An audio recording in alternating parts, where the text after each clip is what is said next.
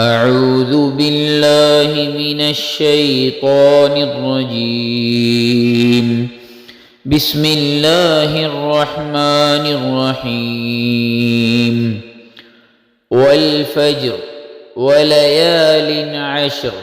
والشفع والوتر والليل إذا يسر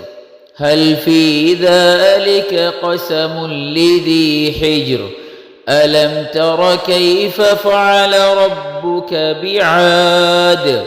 إرم ذات العماد التي لم يخلق مثلها في البلاد وثمود الذين جابوا الصخر بالواد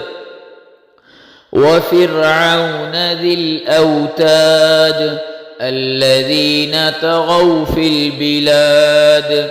فأكثروا فيها الفساد فصب عليهم ربك سوط عذاب إن ربك لبالمرصاد فأما الإنسان إذا ما ابتلاه ربه فأكرمه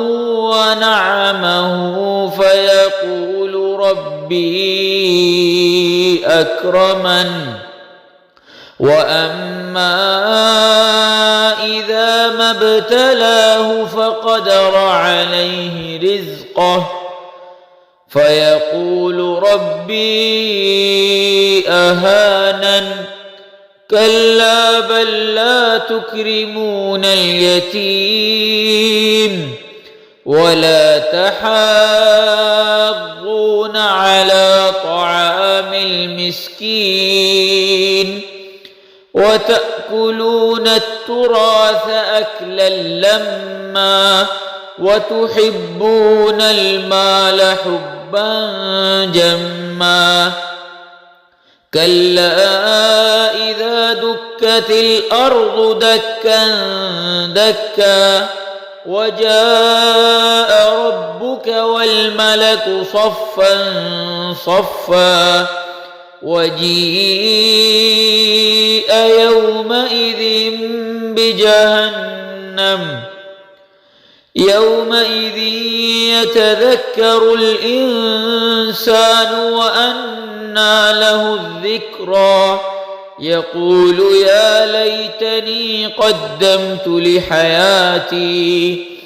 فيومئذ لا يعذب عذابه أحد ولا يوثق وثاقه أحد يا أيتها النفس المطمئنة ارجعي إلى ربك راضية مرضية